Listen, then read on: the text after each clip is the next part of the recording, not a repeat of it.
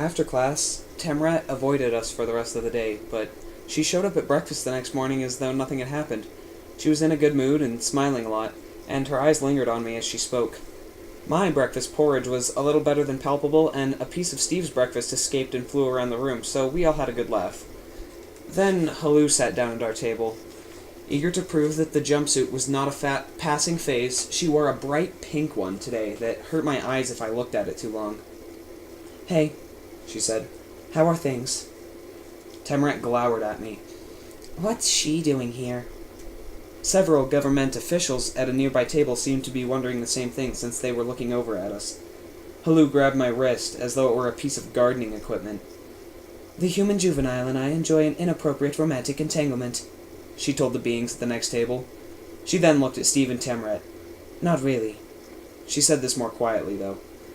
I pulled my arm away from her. "No kidding, not really. What do you want, Halou?" "I've got some information for you, like you asked," she said. "Hold on," Temrat said. "You're cooperating with this freak again?" "You don't have to say hurtful things," Halou told her. "Yes, I do, because you're a gigantic green freak. I don't know how you convinced Zeke to cooperate you after you made him look like a moron in front of the entire galaxy." "I didn't look that bad," I offered, but no one was listening. "But I'm not going to let him humiliate himself again so you can advance your career or whatever it is you're trying to do." "I sense you don't like me," Halou told her. "But Zeke has promised me his full cooperation over the coming year, and I—" "The year?" Temrat exploded. "Zeke, what is wrong with you? If you don't have the common sense to know that you need to stay away from this being, then how can I trust you?" There was a moment of terrible silence. Temrat was staring at me, her eyes wide and her whiskers twitching, and I could see she wanted me to say something that would make her believe I wasn't irredeemably dim or a publicity hound, or something equally awful. Steve coughed diplomatically. "Sorry, mate. You're gonna have to work out your mammal affairs on your own time, but this is starting to muck about with my breakfast." He turned to Temrat. "This data collector over here found out about you and me, love, that we spent some time in government housing, if you know what I mean. She told Zeke he could talk to her, or she would post about us on the news outputs. He talked to Halou to protect us." Other than when Ardov was working his spell on her, this was the first time I'd seen Temrat speechless. She stared at me, blinking. "Why didn't you tell me?" she asked quietly. "I didn't want you to... I don't know. I didn't want you to feel bad about having me been in that position." "Well, thank you." Her voice was barely above a whisper. "Can I talk now?" said Halou. "All these adolescent emotions are getting tedious." "Wait a minute," Temrat said, as if snapping out of a trance. "I get why you talked to her the first time, but why are you still feeding information to Mrs. Photosynthesis here?" I explained the deal Dr. Rupert struck, and I told her I figured I could use Halou to find out some things I wanted to know as well. "Which is why I'm here," she said. "I looked into the Gurnardi delegation like you asked me to. It turns out that Sussex, the Gurnardi random, was awaiting trial. She broke into a secure government building. Apparently her brother was accused of a crime, and she wanted to steal evidence in order to prevent a conviction. She claimed her brother had been set up in the first place, and she may have been right for what it's worth." "So 3 of the 4 randoms had legal trouble," I said. "Correct," Halou said. "That is far outside the realm of statistic probability." "They told me that I was selected from a contoured pool of candidates," I said. "They wanted someone male from my part of the world and my age group and stuff like that. Is there any reason that the selection committee would try to recruit kids who'd been arrested?" "It is a good question," Halou said. "I wanted to let you know this in person. I don't trust your messages aren't being monitored, and I thought you should be warned." "Warned about what?" I asked. "If the selection committee deliberately chose you," Halou said, "it means somebody wanted you here for a reason, and until you know what that reason is, you should probably be on your guard. It also means that the selection process was tampered with, and that amounts to all 3 of you being here illegally. If anyone finds out about this, you and your delegations are all finished." I thought back to my conversation with Mrs. Price. Had she wanted me to stay away from Steve and Temrat because she knew about their criminal records? I couldn't imagine how she could have found out about it, but Halou had, which meant it wasn't impossible. Maybe socially challenged people were better at finding out secrets. The bottom line was that if Mrs. Price knew about my friends, she could hurt them, and she might only be waiting for the right moment to do it. The three of us went our separate ways after class that day.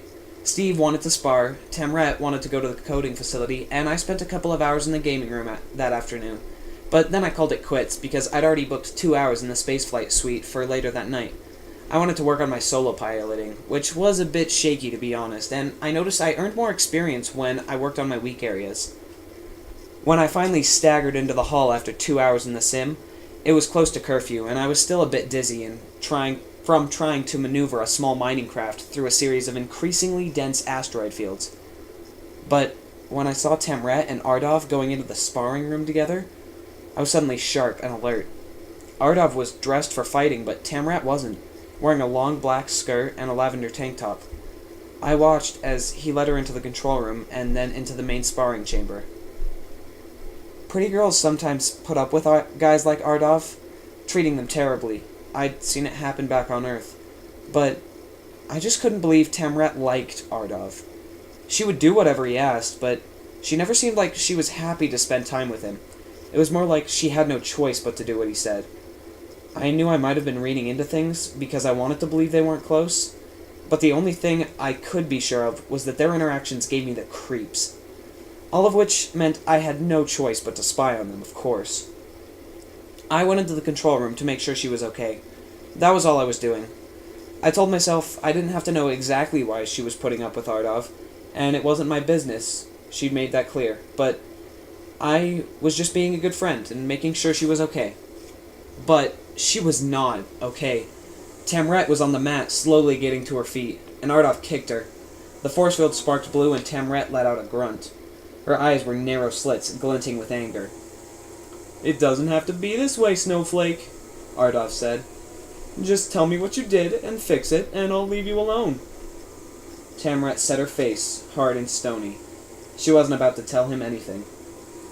"Be reasonable. I would hate to have to explain to Dr. Roop and the others that you asked me to spar with you. You told me you wanted to learn a thing or two." He kicked her again, and she grunted. "She turned the protection down to level 1, but she didn't tell me. You know what she's like. Impulsive. I didn't mean to hurt her. It was an accident."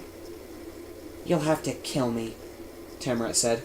"And I know you won't do that. You won't ruin our chances of getting into the Confederation." He lashed out so quickly I didn't see the wind-up. I heard the crack and saw the electric jolt of blue, and then Tamret was hitting the wall mats, bouncing hard. Force field or no, Tamret was going to get hurt if I didn't stop this. I checked the panel, hoping he'd been exaggerating, but no such luck. The force field was turned down to the lowest possible setting, and there was no way to turn up the shielding, not without turning it off entirely. I could try that, but if my timing was off, I could end up exposing Tamret to the full force of Ardov's violence. "I don't have to kill you, Snowflake," he said. "I just have to make you wish I would. Now, tell me what you did to my experience points." "I didn't do anything. You don't need my help to be a loser. You've got that covered on your own." Ardov struck Tamret in her face again with his open palm, and she fell to the mats again. I stood there, stunned, not knowing what I could do. I had to go in there and stop it, but I knew I wouldn't last 30 seconds against Ardov, and having Tamret watch me take a pounding for her wasn't going to save her. Ardov needed Tamret alive for his delegation to reach 80 levels, but he wouldn't care if I was killed. A lot of people probably wouldn't care. I sent a message to Steve. He'd be able to handle Ardov. When he didn't answer after 15 seconds, though, I sent another message, this one labeled urgent. And then I sent a third. No answer. Maybe he was sleeping. It was close to curfew, after all. Maybe he turned down his data bracelet so that it wouldn't wake him. I wanted to go run to his room and bang on the door, but I didn't dare leave Tamret alone for the 5 minutes it would take. Not that my being there was helping her. I stood by helpless, while she took a swing at Ardov. The force field flickered, but he didn't even flinch. She didn't have the strength left to fight him, even with the minimal shielding. I should go in there, I told myself. Maybe the two of us together could do something. If we teamed up, we could overwhelm him. It sounded good, and it would have worked in a movie, but in real life, I'd just end up a punching bag so Ardov could show off his strength. I didn't have anything to bring to that fight.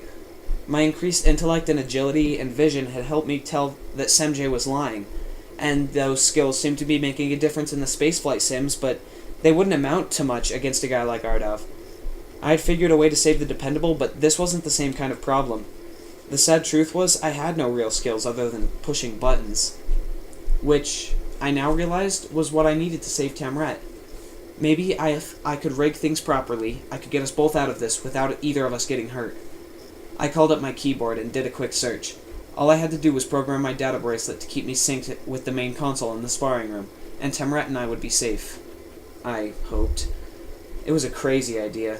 It was a long shot, but that was all I could think of. My timing was going to have to be perfect, because if I got it wrong, Ardav could really hurt Tamrat. He might kill her. I took a deep breath. I could do this, I told myself. This was nothing compared to fighting the Phatic ship. I entered in the data, synced my system with the control rooms, and then went over to the door. I programmed my data bracelet to let me know about the cycle changes with a slight vibration, something no one else would notice. As soon as the first vibration kicked in, a long single note, I opened the door to the sparring area. "Hey guys," I said, doing my best to sound oblivious. "What's going on? Anything interesting?" Ardav had been turning on Tamrat, but now he stared in disbelief. "So," he said, "finally ready to fight me?" "Nah," I said, "but me and Tamrat had a date to go get milkshakes. Well, not a date, we had a plan. And she was running late, so I figured I'd track her down." Ardav began stomping towards me, his fists tight balls like sledgehammers, and I wasn't safe. Not yet, at least. I needed to buy just a few more seconds. "You could join us if you want. Come on, Ardav, you know what I think your problem is?" I was blundering my way through this, but the moment I spoke, I knew it was the right move. Ask him a question, and he has to pause to answer. That would give me the time I needed. "What?" he said. Then, I received a vibration from my data bracelet, this time 3 short notes. I was safe. "Your problem is that you're a big, smelly butt. That's your problem." He turned on me, his fist jerking back, and he slammed it directly into my face. I tried my hardest not to flinch, but I didn't think I was successful. At least I didn't turn away, though. I held still, and his fist collided with the plasma field, set to the highest protection. I'd set the sparring room program into a cycle, but in order for it to work, it had to shut down for several seconds, which is why I needed to delay him. Now I hoped to get Tamrat out of the room before Ardav forced me to take advantage of the next phase of the program. I gave Tamrat my hand. Her grip was warm and soft, and I liked how it felt. I pulled her to her feet, and she looked at me with gratitude and relief. "Let's get out of here," I said. "You two aren't going anywhere." Ardav positioned himself between us and the door. "I'll keep you here as long as I need to, and I'm willing to bet there's a way to hurt you, even with the force field turned up." "You know, we don't actually have to be enemies," I said, figuring I had nothing to lose by trying something crazy. Not hating him. "Come on, Ardav, we could just start over."